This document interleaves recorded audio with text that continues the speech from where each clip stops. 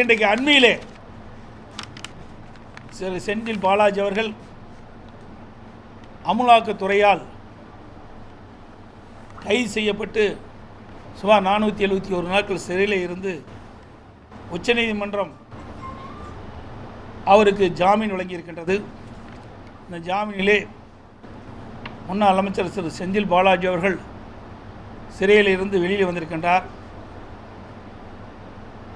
திரு செந்தில் பாலாஜி ஜாமீன் கிடைத்தவுடன் முதலமைச்சர் திரு ஸ்டாலின் அவர்கள் அவருக்கு செய்தி வெளியிட்டிருக்கின்றார். அந்த செய்தியிலே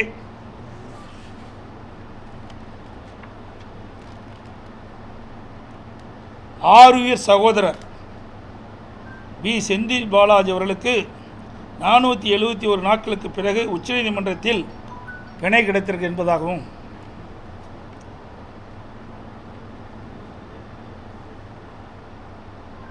இரண்டாவது அவரை வருக வருக என்று வரவேற்றும், அதோடு உன் தியாகம் பெரிது, உறுதி அதனினும் பெரிது என்றார். தியாகம் என்ற சொல்லுக்கே மரியாதை இல்லாத போச்சு. ஊழல் வழக்கில் குற்றம் சாட்டப்பட்டு அமலாக்கத்துறையால் கைது செய்யப்பட்டு சிறையில் இருந்து ஒருத்தர் வெளியிலே வருகிறார் என்று சொன்னால், ஒரு நாட்டுடைய முதலமைச்சரே தியாகம் என்று பாராட்டி என்று சொன்னால், தியாகத்தினுடைய மதிப்பு மரியாதையே போய்விட்டது. தியாகம் என்று சொன்னால் நாடு சுதந்திரம் பெறுவதற்காக தன்னையே அர்ப்பணித்து கொண்டு உயிர் நீத்த அந்த மாமனிதருக்கு தான் தியாகம் என்ற சொல் பொருந்தும்.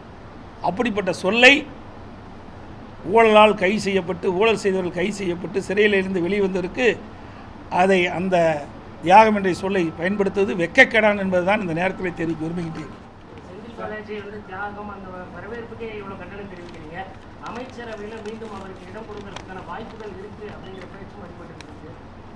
அமைச்சராக்கினா மக்கள் பார்த்துக்குவாங்க. மக்கள் தான் எஜமானர்கள். மக்கள் முடிவு தான் இறுதியானது. மக்கள் தீர்ப்பே மகேஷ் தீர்ப்பு. நாட்டு மக்கள் பார்த்து கொண்டிருக்கின்றார்கள். ஒவ்வொரு ஆட்சியும் கண்காணித்து கொண்டிருக்கின்றார்கள். இந்த ஆட்சியுடைய நிலைமையை மக்கள் எப்படியெல்லாம் ஆட்சி நடக்கிறது என்பதையெல்லாம் கவனித்து கொண்டிருக்கிறார். தமிழ்நாட்டு மக்கள் விழிப்புணர்வுகள். அப்படிப்பட்ட மக்கள் இப்படி ஊழல் செய்யப்பட்டு சிறையில் இருந்து வெளியே வந்தவர்களுக்கு இன்றைக்கு அமைச்சர் பொறுப்பு கொடுத்தால் அவர்கள் தேர்தல் நேரத்தில் என்ன செய்ய வேண்டுமோ அதை செய்வார்கள்.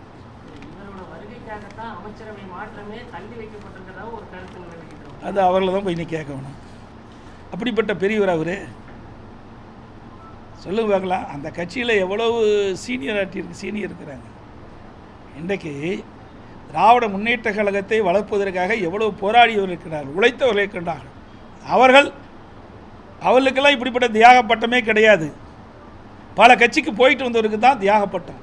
ஏன்னா அவர் பொறுப்பில் இருக்கின்ற பொழுது அதிகமாக கவனிச்சிருப்பார் போல் இருக்குது மேல் மட்டத்தை.